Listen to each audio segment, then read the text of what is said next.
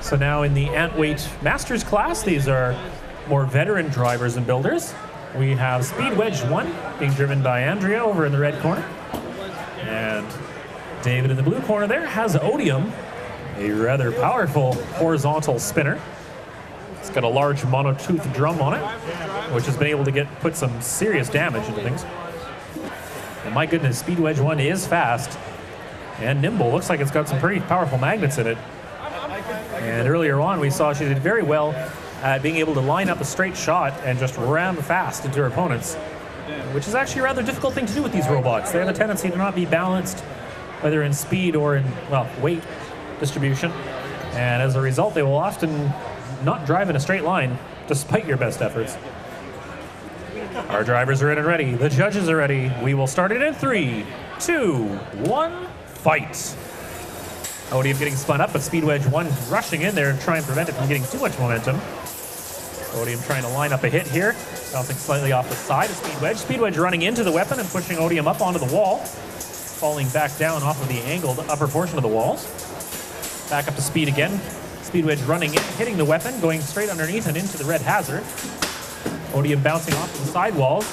Took a tip off of Speed Wedge somewhere and ended up flipping upside down. Speed Wedge pushing up against the wall, not quite able to get him up on his backside, but he is upside down and is going to have a lot of trouble actually making contact from there, as she is a fairly low robot in general.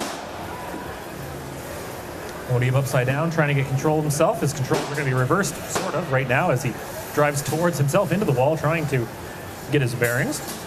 Speed Wedge trying to line up a good hit and gets underneath, pushes him towards the red push out. He ricochets and almost manages to go up, but not quite, as she also fakes a shot at the push out herself, trying to line up a good hit here. It can be very difficult as a pusher to try and not put your own self out of the arena as you're trying to line up one of these good hits, because if you both go out, we put him back in and start again.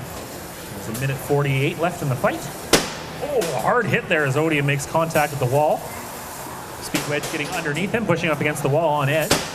Another pushing him again into the wall. A hard hit as he goes bouncing off across the arena.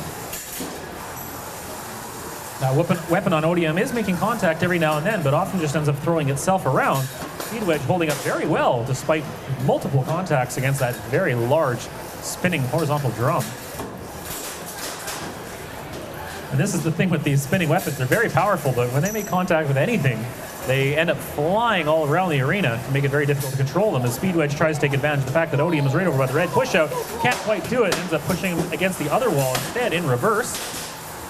Trying to keep him consistently off balance, doing a great job of keeping him busy, not giving him a chance to line anything up or get stable. Just under a minute remaining as he's spinning around, trying to get his wheels back on the ground.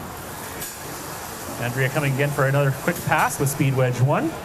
Bouncing into the big blue saw there, trying to get around. It's a very fast bot, but as a result, kind of difficult to control. I know, having driven wedges myself before, it's very difficult to do that. 40 seconds left in the fight. And Andrea has, oh, there we go. Was stuck for just a moment, but is moving again. As Speed Wedge 1 once again pushes Odium up on edge, is now tumbling around and around. A spinning mass there causing a gyroscopic precession. Bang, hard into the corner.